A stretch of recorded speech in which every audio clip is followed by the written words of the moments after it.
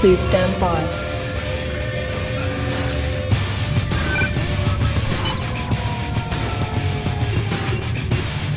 Connecting to the YouTube matrix. Dear brothers and sisters worldwide, this time I would like to make a video about the ongoing propaganda war online.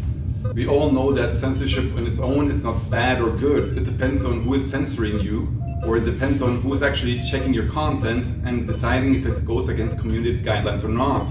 It's always the same thing. There's good censorship and there's bad censorship.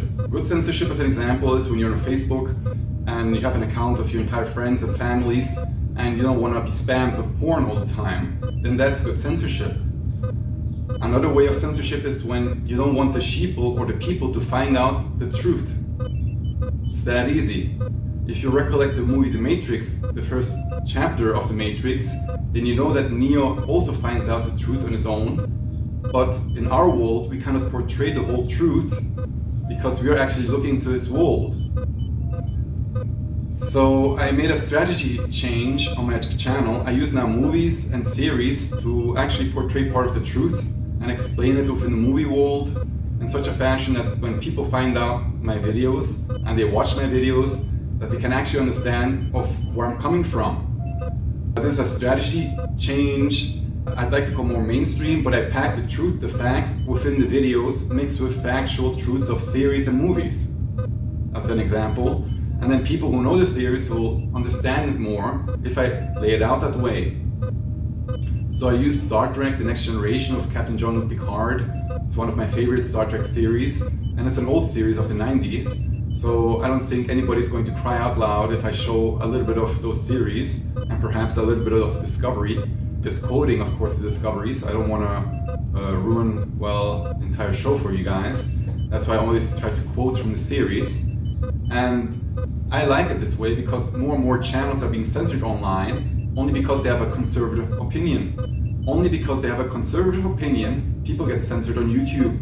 So people are getting more and more censored because they have either rightist views or conservative views. So everybody at the end will be labeled a Nazi for thinking differently than what the system wants you to think or believe. And that's the problem.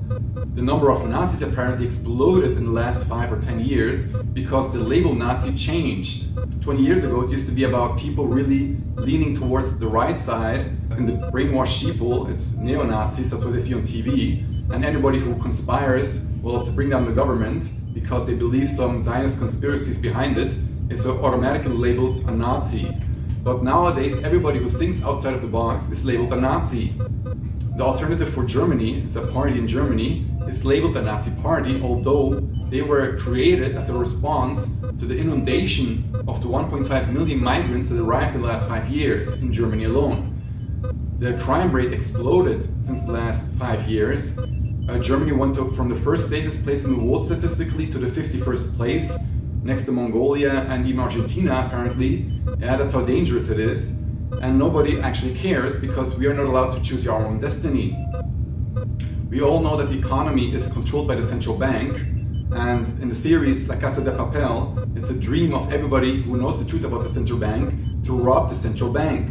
So these series are actually manifestations of dreams, healing dreams of us, so that we can actually cope with the situation to manifest a better future. That is actually the definition of the episodes or programming. And you know it all, 90% of Hollywood production is propaganda crap that you can throw away. But there's a small minority of series that is really great.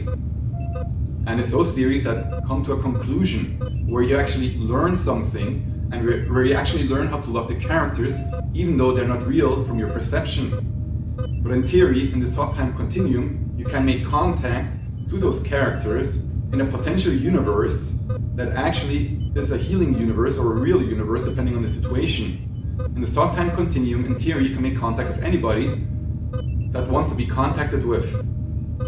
So my dreams always try to save all the characters, even though Star Wars, Darth Vader appears to be bad in the movies. We all know that Darth Vader is like the bad guy, but it's a broken guy, yeah? The movies portray him as bad and broken. In my dreams, he's like one of the greatest heroes, yeah? In my logic, it is they make everybody bad that appears to make a great change in the course of our galactic or universal history. So you always have to reverse the roles, and then you get it right, apparently.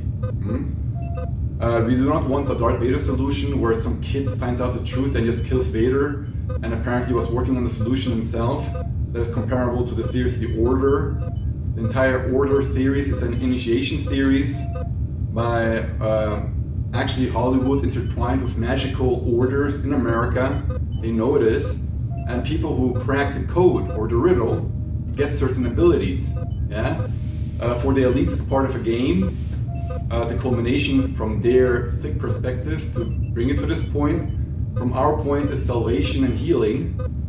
And yeah, from whatever perspective you put it, we all want to heal and forgive afterwards all of creation from both male and female side of creation. And those that are willing to change for the better and trying to make a difference, pretty much as in a good game where everybody tries to do their best from their perspective, then we reach that common goal. And we, on both sides, heaven and earth, they're both sides, we've been in all parts, all of us, okay? There are people we all love and we want to help on all sides.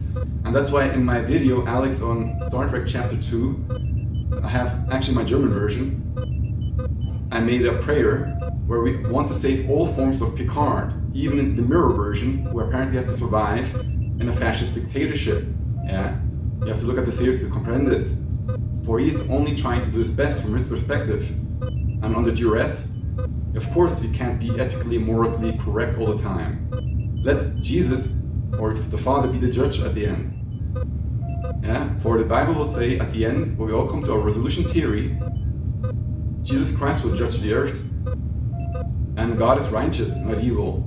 So our statistical programming suggests, yeah, that's what I call it, if there's a happy end, there's always a bad ending after the happy end or something, yeah? But that's why I actually like Hollywood. Most movies depict a happy ending, and we're all getting our happy end. All of us. I'd like to thank everybody for watching. I'm going to work on Chapter 2 now of Alex and the Star Trek universe. It's going to be great, but it's an interface, it's kind of a riddle. Pretty much as a movie. It's 80% facts, it's 20% fiction. You choose what is truth or what is untruth. From my perspective, everyone is true. From my perspective, I try to heal everybody in my mind, actually. So, many greetings from Bad Bentheim, Germany, and cheers! Dedication. This video is dedicated to Gene Roddenberry and the entire production crew of the Star Trek universe. I believe both real and mirror universe want a durable solution to the world's problems.